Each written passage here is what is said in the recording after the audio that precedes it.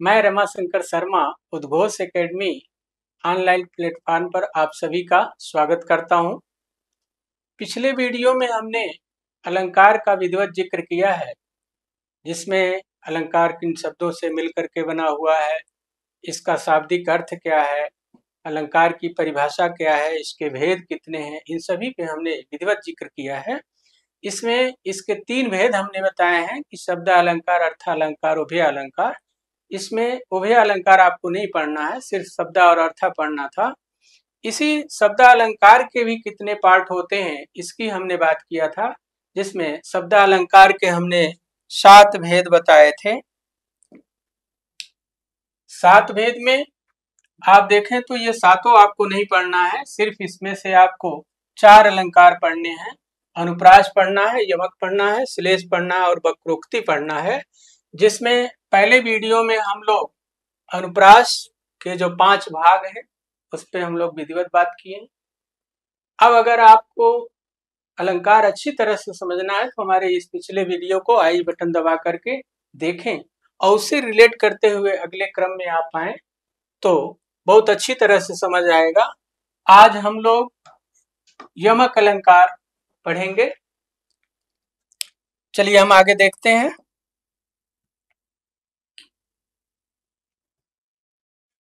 यमक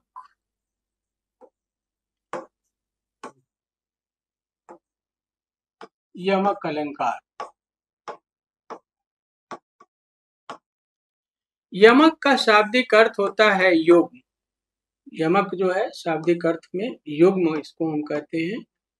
युग्म का मतलब जोड़ा, जोड़ा होता है, जोड़ा।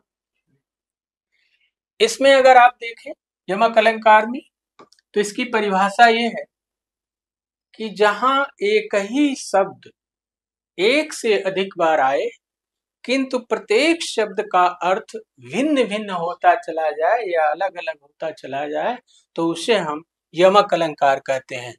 जैसे आप यहाँ परिभाषा देख सकते हैं कि जहां एक ही शब्द एक से अधिक बार आए किंतु प्रत्येक शब्द का अर्थ भिन्न भिन्न हो, यहाँ यमक अलंकार होता है। इसमें अगर आप देखें तो परिभाषा ये कहती है कि शब्द एक से अधिक बार आए, उसमें कोई जरूरी नहीं है कि युग्म के रूप में आए या जोड़े के रूप में आए। वो अलग बात है कि हमारे किताबों में जो भी उदाहरण मिलते हैं वो युग्म के रूप में मिलते हैं, तो एक धारणा बन जाती है कि नहीं 2 बार कम से कम आना चाहिए। ऐसा कुछ नहीं, परिभाषा हमारी कहती है कि एक से अधिक बार आए। अब कितनी बार आए, 2 बार आए, 3 बार आए, 4 बार आए, लेकिन अगर जितनी बार रिपीट हो रहा है उनके अर्थ अगर भिन्न भिन्न होते हैं तो वहां हमारा यमक अलंकार ही होगा। जैसे आप उदाहरण देखें, जैसे मान लीजिए एक सदाबहार उदाहरण है हम लोगों का, कनक कनक ते 100 गुना। देखें आप, कनक कनक ते 100 गुना। जब से आप अलंकार पढ़ते होंगे तब से ये इस उदाहरण से आपका सामना होता रहा होगा। तो यहाँ कनक कनक 2 बार आया हुआ है। एक कनक का अर्थ यहाँ देखें तो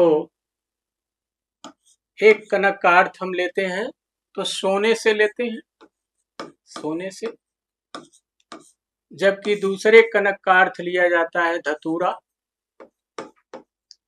यह एक मादक पदार्थ है। यानी अधिक मात्रा में सोना भी मिल जाए तो वह भी बौरा जाता है आदमी पा करके, और खा लिया धतूरा ज्यादा मात्रा में तो वो भी। यानी दोनों शब्द तो 2 बार आए लेकिन दोनों के अर्थ भिन्न भिन्न होते हैं। दूसरा उदाहरण अगर आप देखें, काली घटा का घमंड घटा। इसमें देखें तो घटा घटा शब्द आया हुआ है। इसमें काली घटा, काली घटा बादलों का, बादल जब छाते हैं तो उसको हम काली घटा कहते हैं। इसमें कह रहा है घमंड घटा, यानी जो काली घटा का घमंड था उसको हवाओं ने तोड़ दिया, यानी उसको घटा दिया, उसके घमंड को कम कर दिया। तो घटा घटा 2 बार आया है। एक घटा का यहाँ अर्थ लिया जा रहा है कम होना, माइनस होना, और दूसरे घटा का अर्थ यहाँ लिया जा रहा है काले काले बादल।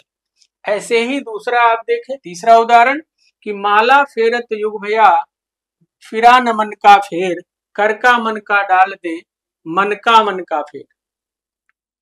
मन का फेर, यानी माला फेरते हुए केवल माला के मनके को, गुरिये को फिराने से कुछ नहीं होता है।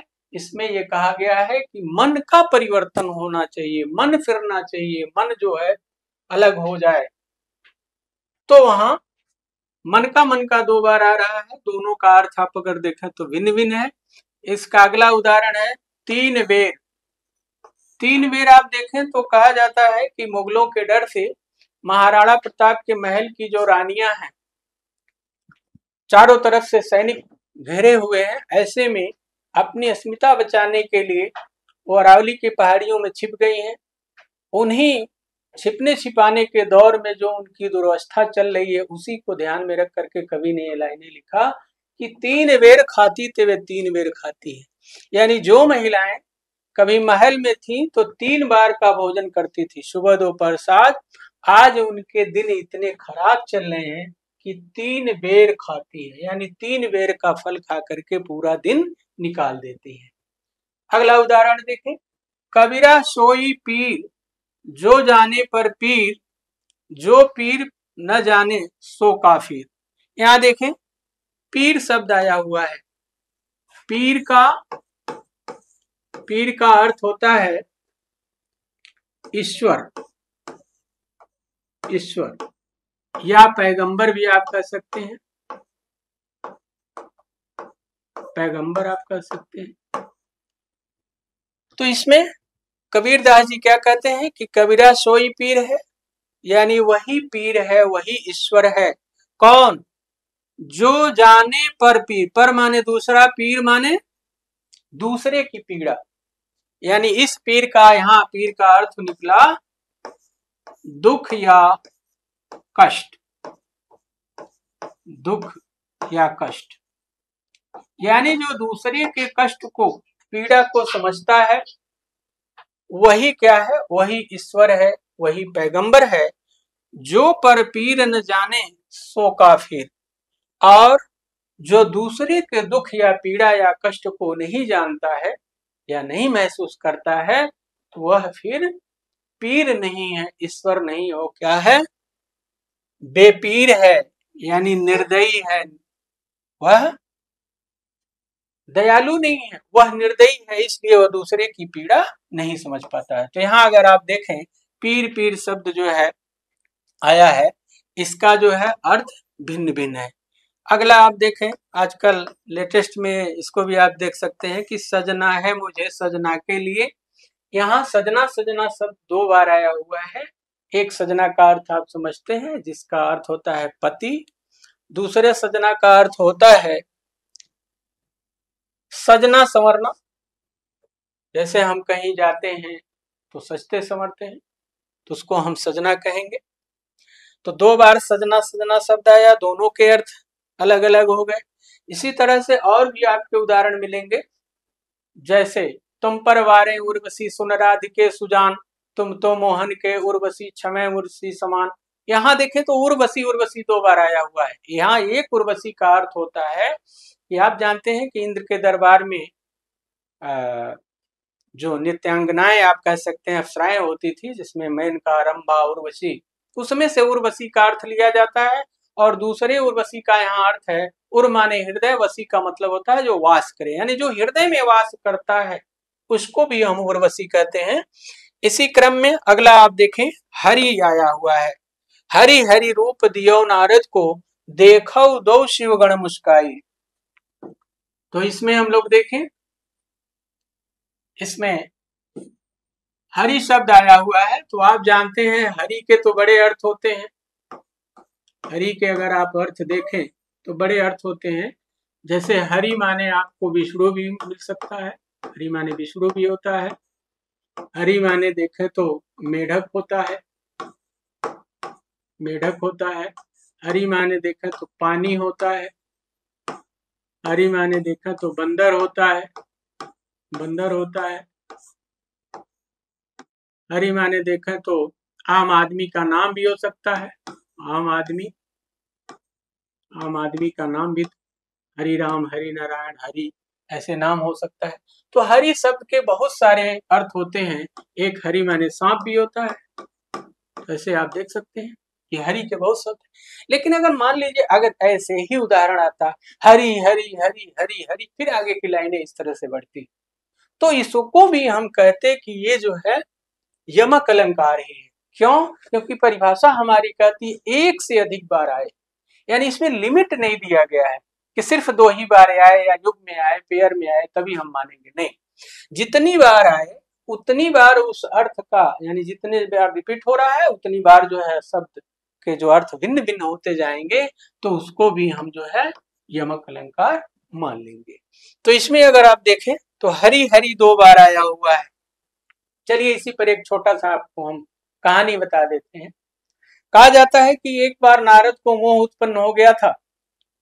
भगवान विष्णु को जैसे ये खबर लगी कि एक अच्छा खासा भक्त जो है मार्ग से विचलित हो रहा है, भक्ति मार्ग छोड़ रहा है, तो उन्होंने उनको सही मार्ग पर लाने के लिए बीच जंगल में एक काल्पनिक बहुत सुंदर ही एक राज्य निर्मित किया, और ऊपर से नारद जी नारायण नारायण करते हुए जा रहे थे। जैसे बीच जंगल में इतना सुंदर शहर देखा तो जिज्ञासा हुई, नीचे उतर आए और देखा तो शहर खूब सजा धजा है, लोग सज सज के घूम रहे हैं। नारद की जिज्ञासा और बढ़ी, उन्होंने पूछा कि भाई ये किसका महल है, कौन है? और नारद को इस बात पर भी ज्यादा आश्चर्य हो रहा था कि मैं तीनों लोगों का खोज खबर रखने वाला, लेकिन अब तक ये शहर हम कैसे नहीं देख पाए, अछूता रहा मुझसे। फिलहाल पता किया तो लोगों ने बताया कि यहाँ के राजा फला है। नारद ने कारण जानना चाहा कि क्यों शहर इतना सजा धजा है, लोग क्यों सज धज के घूम रहे हैं। तो लोगों ने बताया कि यहाँ के जो महाराजा है उनकी पुत्री का स्वयंवर है। तो जैसे ही नारद को यह आभास हुआ कि यहाँ स्वयंवर है और इसीलिए सारा सजावट किया गया है, तो उनके मन में एक जिज्ञासा जगी कि चलो जब आई गए हैं तो थोड़ा महल देख लेते हैं बाहर का कैसा सजा है। बाहर से महल देखे, उसकी सुंदरता इतनी आकर्षक की कहे जब आई गए हैं तो चलो अंदर चलते हैं। अंदर आड़े तिरछे होके चले गए। अंदर गए तो मन में भी विचार आया कि चलो जब आई गए हैं तो लड़की देख ली जिसका स्वयंवर हो कितनी सुंदर है। जब नारद लड़की को देखे तो देखने के बाद नारद एकदम मंत्रमुग्ध हो गए और मन ही मन ये विचार करने लगे कि बहुत दिनों तक सन्यासी जीवन जी लिया, अब तो गृहस्थ जीवन जीना, यानी शादी हर हाल में अपनी होनी चाहिए। फिर मन में आया कि भाई अगर शादी हो गया, आज शादी तो ऐसे होगा नहीं क्योंकि राजकुमारी है, मैं सन्यासियों के वेश में रहता हूँ। फिर नारद हार नहीं माने, मन में सोचा कि चलो अपनी भी पहुंच कम नहीं, तीनों मठाधीशों से डायरेक्ट वार्ता होती। पहले मन में आया ब्रह्मा जी से सहायता ली जाए, उनसे कहा जाए चेहरा दीजिए। फिर आया कि नहीं 4 मुख देंगे तो बड़ी हंसी होगी। फिर आया शंकर भगवान से कहे वो मेरी बात नहीं टालेंगे। शंकर भगवान का विचार आते ही फिर मन में आया कि एक तो अड़भंगी आदमी दें और 2-4 वो भी दे दें तो भी बड़ी बेइज्जती होगी। फिर उन्होंने लास्ट में सबसे बेस्ट ऑप्शन उनको लगा विष्णु भगवान। जैसे विष्णु भगवान का ध्यान आया, नारद दौड़े दौड़े विष्णु भगवान के पास गए। चूंकि ये सारा खेल विष्णु भगवान पर आयोजित था, देखते ही विष्णु भगवान ने कहा नारद क्या बात है? तो बोले नारद सारी घटनाक्रम बताए। उन्होंने कहा मैं क्या कर सकता हूँ? तो उन्होंने कहा प्रभु चेहरा दे दीजिए और हम जो है शादी कर लेंगे, फिर आपको लौटा देंगे। विष्णु भगवान ने कहा चलो मैंने दिया, लेकिन मेरे बड़े अवतार हुए हैं और उसमें से जो चेहरा तुम्हें अच्छा लगता है मांग लो। इनके मुख से निकला हरि, तो हरि का चेहरा उन्होंने कहा कि जाओ दिया। नारद 56 इंच का सीना करके चले, फाइनल सिलेक्शन तो अपना ही होना है, देश विदेश के राजा महाराजा तो फॉर्मेलिटी के लिए आए। जहां निर्धारित सीट थी वहां जमकर बैठ गए। लड़की वरमाला लेके आई, नारद को ड्रॉप करके आगे बढ़ गई। नारद को बड़ा झटका लगा, मन में सोचने लगे कि लगता है ध्यान से चेहरा नहीं देखी, नहीं तो आगे जाने की क्या जरूरत। उन्होंने हार नहीं मानी, फिर कहा चलो एक बार ट्राई करते हैं। फिर पीछे से उठे और जाकर के अगली कतार में बैठ गए। फिर लड़की वरमाला लेके गई, वहां भी ड्रॉप करके आगे बढ़ गई। यही क्रम 2-3 बार चला और तीसरी बार चौथी बार जब ये उठने का प्रयास कर रहे थे तो देखें इस लाइन में साफ लिखा हुआ है, हरिहरि रूप दियो नारद को देखा दो शिवगण मुस्कुराए। उसी स्वयंवर में शंकर भगवान के 2 गण गए हुए थे, वो नारद का यह उछल कूद देख रहे, देख करके मुस्कुराने लगे। नारद की नजर पड़ गई, नारद भड़क गए, क्यों हंस रहे हो? गणों ने कहा कि जैसा चेहरा वैसे गुलाटी मार गए। नारद और बढ़ गए, कहा बंदर समझ रखा है। नारद तो गणों ने कहा कि बंदर समझा नहीं, बंदर हो, नहीं होता तो चेहरा देख लो। कहते हैं जैसे चेहरा उन्होंने देखा और भी बंदर का, इतने कुपित हुए कि विष्णु भगवान तक को उन्होंने शापित कर दिया। वो कहानी आगे आप जानते हैं क्या क्या हुआ। उन्होंने कहा था कि जिस चेहरे का आपने इस भरे समाज में मजाक उड़वाया है, एक दिन इसी चेहरे से मित्रता भी करनी होगी, इसकी सहायता भी लेनी होगी और इसे सम्मान दिलाना होगा। तो कहानी अलग जा रही। तो इस लाइन का आप देखें तो इसी में अर्थ आ गया। एक हरि का अर्थ बंदर होता है, एक हरि का अर्थ जो है विष्णु होता है। तो इस प्रकार देखें आप, तो यमक में शब्द एक ही होगा, उसका रिपीटेशन कई बार होगा, लेकिन जितनी बार रिपीट होगा उसका अर्थ भिन्न भिन्न होगा, तो वहां यमक अलंकार होगा। चलिए आगे देखते हैं। दूसरा अलंकार हम देखते हैं। दूसरा अलंकार श्लेष अलंकार। देखिए श्लेष अलंकार का शाब्दिक अर्थ होता है, श्लेष अलंकार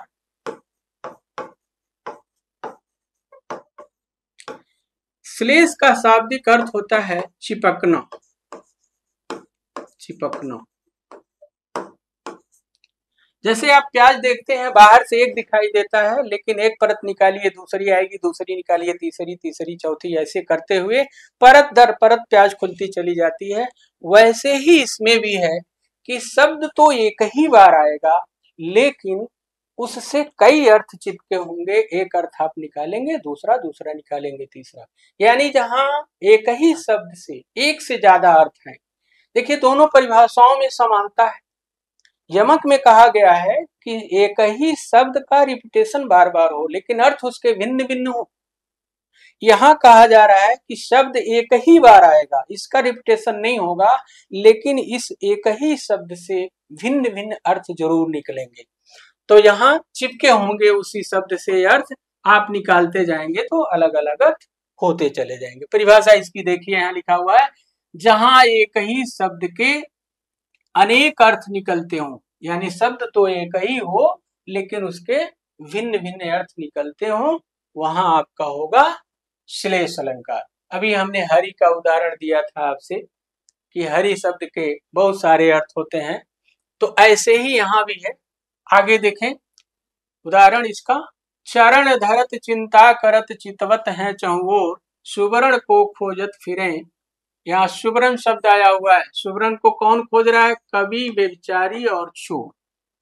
आप जानते हैं कि जब कोई चोर किसी के घर में चोरी करने जाता है, चरण धरत चिंता, बहुत चिंतित रहता है। किस लिए? कहीं ऐसा तो नहीं है जग रहा है, जैसे कदम रखा हल्ला हुआ सारा बोहनी बट्टा उसका खराब हो जाएगा। भाई जो जिसमें होता है उसी को पेशा मानता है, उसमें भी बोहनी और क्या क्या चलता है वो देखा होगा आपने। तो जब कोई चोर किसी के घर में कदम रखता है बड़ा चिंतित होता है, और जब उसे यह कंफर्म हो जाता है कि सारे लोग सो रहे हैं, तब अगली कार्रवाई क्या करता है? तो इस लाइन में देखा लिखा हुआ, चितवत है चहुओर, यानी चारों ओर चौकन्नी निगाहों से वह उस घर का निरीक्षण करता है। तो क्या करता है? चोर है तो क्या खोजेगा? सुवर्ण को खोजत फिरे। तो चोर है, चोर के लिए देखें तो शब्द आपका एक ही आया है सुवर्ण, लेकिन इसका अर्थ भिन्न भिन्न होगा। कवि के लिए अलग होगा, व्यभिचारी के लिए अलग, चोर के लिए अलग। तो चोर है तो चोर के लिए सुवर्ण शब्द का अर्थ होगा सोने चांदी का बहुमूल्य रत्नाभूषण, जबकि कवि के लिए सुवर्ण शब्द का अर्थ होगा, जैसे कोई कवि अपनी कविता लिखता है तो उसका हमेशा ही प्रयास होता है कि कितने सुंदर सुंदर शब्दों को सजा करके रखा जाए, जिससे जो कविता बने वो इतनी अच्छी बने कि लोग पढ़ करके वाह वाह करें। तो कवि के लिए सुवर्ण शब्द का यहाँ अर्थ सुंदर सुंदर शब्द हो जाएंगे। यही एक शब्द व्यभिचारी आया है, व्यभिचारी के संदर्भ में देखें तो सुवर्ण शब्द का अर्थ सुंदर स्त्री से होगा, क्योंकि व्यभिचारी हमेशा अपनी काम पिपासा की शांति के लिए सुंदर स्त्री की खोज में लगा रहता है। तो आप देखें शब्द एक ही आया सुवर्ण, लेकिन सुवर्ण के तीन अर्थ निकले। कवि के लिए सुंदर शब्द, व्यभिचारी के लिए सुंदर स्त्री और चोर के लिए बहुमूल्य रत्नाभूषण या सोने चांदी के गहने आप कह सकते हैं। अगला आपका उदाहरण है, चिरजीवी जोरी जुरे क्यों न स्नेह गंभीर, को घट ये वृष भानुजा वे हलधर के वीर। इसमें अगर आप देखें वृषभानुजा लिखा हुआ है, वृषभानुजा, भानुजा। यहां देखें तो ये दो शब्दों यानी इसके दो अर्थ निकलते हैं। वृषभ की बहन, एक तो पहला अर्थ हम यहाँ ये लेंगे कि वृषभ, वृषभ कौन, राज कौन थे? वृषभ भानुजा कहा जाता है राधा जी को, उनके पिता का नाम वृषभ था, तो वृषभानुजा उनको कहा जाता है। तो एक अर्थ इसका सीधा निकला राधा। और दूसरा अगर देखें तो वृषभ माने होता है बैल और जा माने होता है पुत्री, तो बैल की बहन या पुत्री क्या हो जाएगी? तो यहाँ गाय हो जाएगी। तो यहाँ देखें तो शब्द एक ही आया वृषभानुजा, लेकिन उसके दो अर्थ निकल रहे हैं, एक राधा से संबंधित हो रहा है और एक गाय से। इसी तरह से एक शब्द और आया हुआ है हलधर के वीर, हलधर, हलधर, हलधर भी देखें इसके भी दो अर्थ होते हैं। एक हलधर अर्थात कृष्ण के भाई बलराम को हलधर कहा जाता है, तो यहाँ आप कह सकते हैं कि बलराम, बलराम। और दूसरा हलधर होता है, हल को धारण और कौन करता है? तो बैल, वृषभ करता है, तो यहाँ बैल भी हो सकता है, सांड जिसको आप बैल कहते हैं। तो बैलों से पहले के जमाने में खेत की जुताई बुआई होती तो उसको हल कहते हैं। तो हो गया, दोनों के अर्थ अलग अलग। यहाँ देखिए तीसरा, चौथा जो एक उदाहरण है कि रहीमन पानी राखिए बिन पानी सब सून, पानी गए न उबरे मोती मानुष छू। किसके गए? यानी यहाँ पानी की बात की गई है कि पानी के चले जाने के बाद क्या क्या फर्क पड़ता है, किस पर उसका प्रभाव पड़ता है। तो इसमें पहला शब्द आया हुआ आप देखें मोती। मोती बहुत ही मूल्यवान वस्तु है, लेकिन कब? जब उसमें वह नेचुरल चमक आए तब। नेचुरल जो शीतलता और चमक के लिए मोती जानी जाती है, उसमें वह नेचुरल गुण आ जाए, पानी आ जाए तो बहुत मूल्यवान है, और नहीं आया तो फिर मिट्टी के समान। तो मोती के लिए यहाँ आप देखें तो पानी का अर्थ चमक से लेते हैं, चमक हो जाएगा।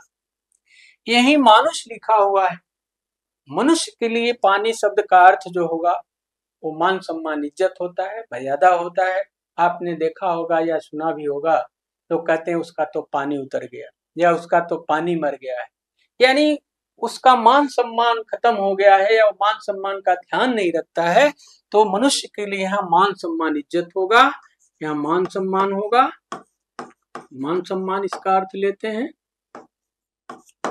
और चून एक शब्द आया हुआ है, चून का अर्थ होता है चूना, यानी चूना से भी एक बार अगर पानी पूरी तरह से निकल जाए तो चूना कड़क जाएगा, यानी उसको आप सैकड़ों हजारों वर्षों के लिए समुद्र में या कहीं ठंडे स्थान पर रख देंगे तो पुनः चूना नहीं बनेगा, बल्कि कुछ और बन सकता है, कायांतरित हो सकता है, परिवर्तित हो सकता है।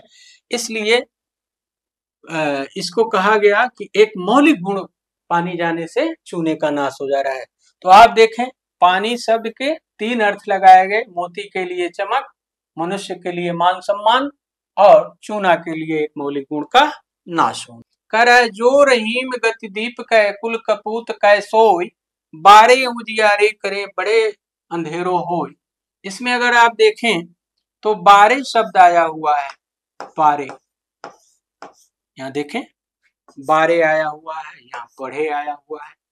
तो बारे का दो अर्थ होता है, एक होता है लड़कपन, लड़कपन,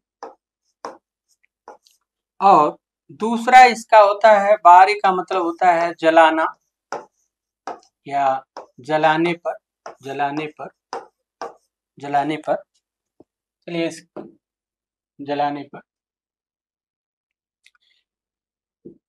जलाने पर।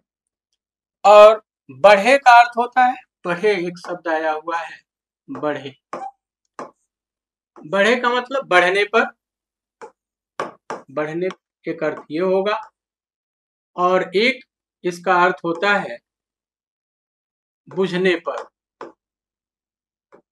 बुझने पर,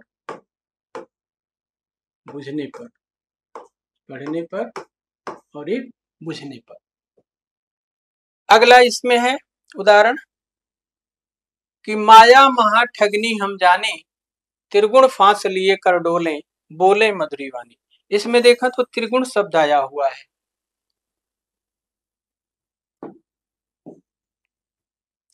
त्रिगुण शब्द आया हुआ है। त्रिगुण का अर्थ देखें, त्रिगुण, यहाँ देखें आया हुआ है त्रिगुण। त्रिगुण का दो अर्थ होता है। एक त्रिगुण का अर्थ होता है तीन गुण। तीन गुण, तीन गुण क्या है? तीन गुण है सत, रज, सत, इसको यही छोड़ देते हैं। सत है, रजगुण है या रजोगुण है, सॉरी इसको काट दीजिएगा सर, यही लाइन उस दिन गड़बड़ाया था तो जी ध्यान रखिएगा आपकी वीडियो।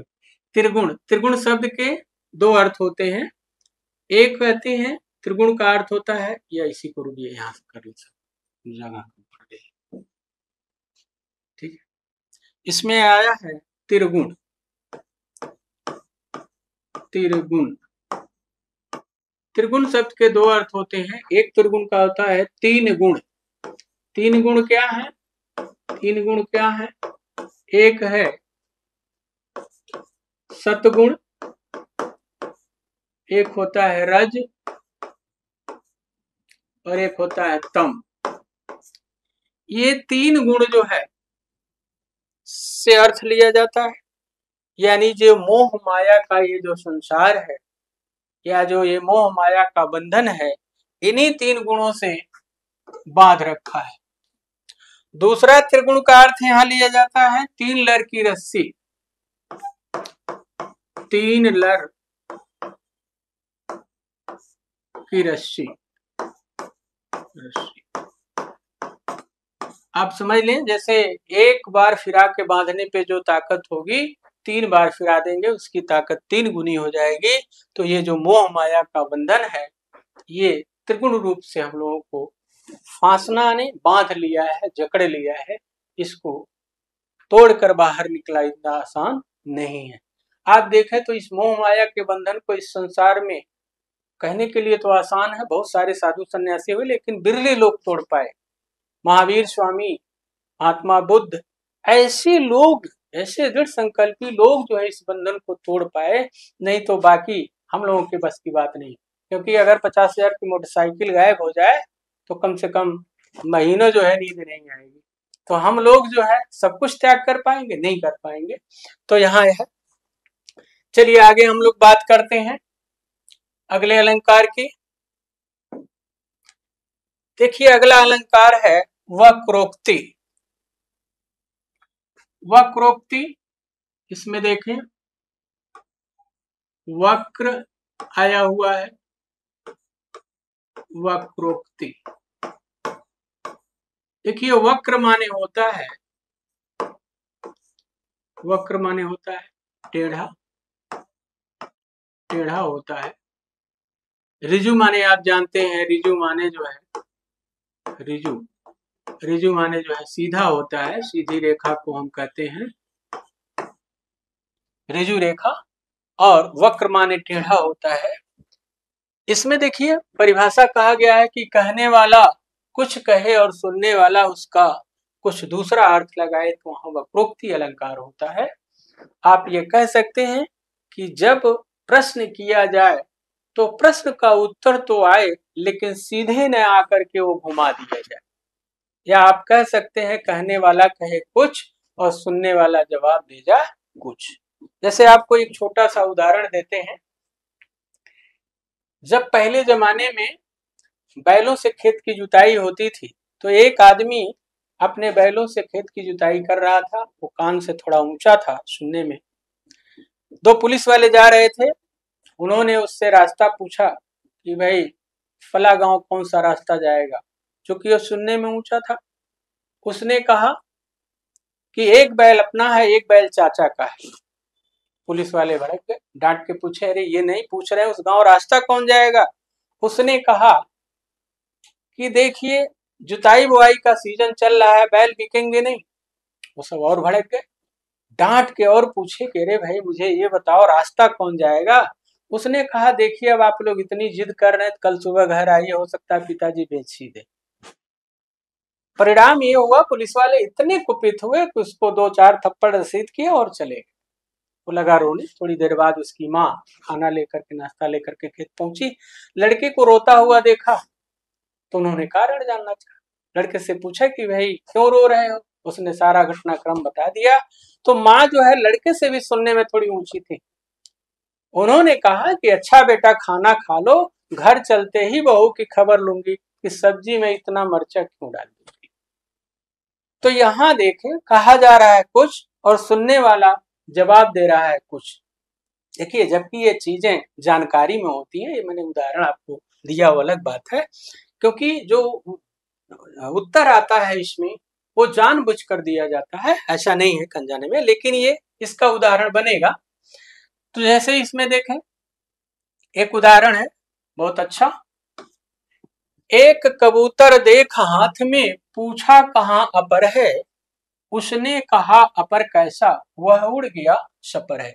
यहाँ देखिए अपर शब्द आया हुआ है और यहाँ भी आप देखें अपर आया है, यहाँ भी सपर आया हुआ है। यह उदाहरण जो है नूरजहां के जो हस्बैंड या पति आप कह सकते हैं शाहजहां हैं, उन दोनों के बीच में ये बातचीत दर्शाया गया है। इसमें सलीम जो है नूरजहां के हाथ पे एक कबूतर देख करके ये प्रश्न करता है कि एक कबूतर देख हाथ में, पूछा कहाँ अपर है। तो सलीम जो है नूरजहां के हाथ में एक कबूतर जो रहता है उसी को देख करके प्रश्न करता है अपर कहाँ है। यानी सलीम का तात्पर्य अपर से अर्थ यहाँ दूसरे से रहता है, दूसरे या दूसरा। यानी एक कबूतर है, दूसरा वाला कबूतर यार इसका जोड़ा नहीं दिख रहा है, वो कहाँ है। लेकिन हमने कहा कि प्रश्न जो है जो किया जाएगा, जवाब कुछ और ही आएगा। तो आगे जो है नूरजहां कहती है उसने कहा अपर कैसा। नूरजहां कहती है अपर का इसने अर्थ दूसरा लगाया और इसने कहा अपर, पर माने आप जानते हैं पंख होता है, अ लगा हुआ है तो हो जाएगा बिना पंख का, बिना पंख का। नूरजहां ने कहा कि अच्छा तो तुम समझते हो कि जो मैंने पकड़ा है इसके पंख सही नहीं है, ये उड़ नहीं सकता है। उसने उसको उड़ाते हुए कहा वह उड़ गया सपर है।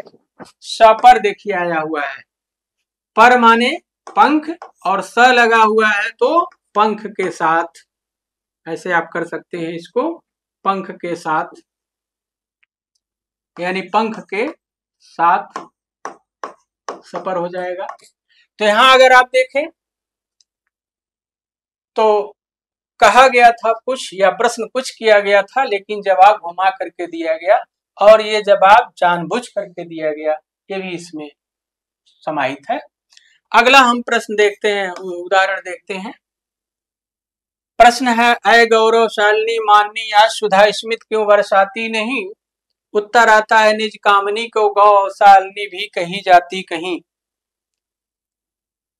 इसमें एक नायक की नायिका रूठ गई है तो नायक जो है अपनी नायिका को मनाता है। तो आप जानते हैं, आप आधुनिक में समझ लें प्रेमी प्रेमिका। आप जानते हैं प्रेमी बड़े धोखेबाज होते हैं, कहेंगे 10 मंजिला से कूद जाएंगे, तुम्हारे लिए चांद सितारे तोड़ लाएंगे। हम कहते हैं 2 मंजिला से कूदा के देखो, सारा मामला समझ में आ जाएगा। तो यहाँ जो है नायिका रूठ गई है तो नायक जो है उसको मनाता है। तो मनाने के लिए उसको पुचकारता है, कहता है ऐ गौरवशालिनी कि तुम तो बड़ी महान हो। नायिका को कहता है, पुचकारता है कि तुम तो बड़ी महान हो और अब तो मान जाओ। और आगे लिखता है कि सुधा स्मित, यानी सुधा माने अमृत, स्मित यानी जब तुम बोलती हो तो तुम्हारे वचन मेरे कानों में अमृत जैसे रस बोलते हैं। यानी तुम्हारी वाणी मुझे बड़ी अच्छी लगती है, वो वाणी क्यों नहीं सुना रही हो। उनकी क्यों बरसात नहीं कर रही है, क्यों नहीं सुना रही। अब जो है वक्रोक्त में आप जानते हो जो उत्तर होता है घुमा करके आता है। तो निज माने आप जानते हैं, निज माने अपने, कामिनी माने प्रिया। नायिका कहती है कि क्या अपने किसी प्रिय को यही शब्द कहे जाते हैं। नायक कहता है अरे भाई हमने तो तुम्हारा मान बढ़ाया है, तुम्हें गौरवशालिनी कह के संबोधित किया है। नायिका कहती है कि नहीं, तुमने मेरा मान नहीं बढ़ाया है, तुमने क्या कहा। तो गौरवशालिनी को नायिका 3 भागों में तोड़ देती है। गौ कहती है कि पहला शब्द तो तुमने मेरे लिए यूज किया गौ, गौ का अर्थ होता सीधी सादी भोली भाली गाय। दूसरा उसने कहा कि औसा शब्द तुमने मेरे लिए यूज किया, औसा का अर्थ होता है बेबस या लाचार। तीसरा उसने कहा कि मेरे लिए तुमने अलनी शब्द का यूज किया, अलनी का अर्थ होता है मुदपी या भौरी। तो नायिका ने कहा कि बताओ, तुम कहते हो मेरा सम्मान बढ़ा रहे हो, तुमने मुझे क्या कहा, सीधी सादी गाय कहा तब भी मैं नाराज नहीं, तुमने मुझे बेबस लाचार कहा तब भी मैं नाराज नहीं, तुम तो हद ही कर दिए हो। तुमने और क्या मेरे लिए यूज किया, अलनी, अलनी का अर्थ मधुपी या भौरी, जो इधर उधर फूलों पर मंडराती है। यानी लास्ट में तुम हमें बदचलन भी साबित कर रहे हो और कह रहे हो खुश हो जाओ। अब नायक को क्या पता था कि जो अच्छी अच्छी बातें कर रहा है उसका जो है रिटर्न इस तरह से आएगा। आगे देखें अगला उदाहरण। को तुम हो घनश्याम हम तो बरसों कित जाए, नहीं नहीं गोपाल हूं धेनु देख बन जाए। को तुम हो, राधा जो है अपने कमरे में है और कृष्ण जा करके नाक करते हैं, तो अंदर से आवाज आती है को तुम हो, कौन हो तुम। यहाँ उत्तर देते हैं घनश्याम हम, यानी मैं घनश्याम हो कृष्ण हूं प्रिय।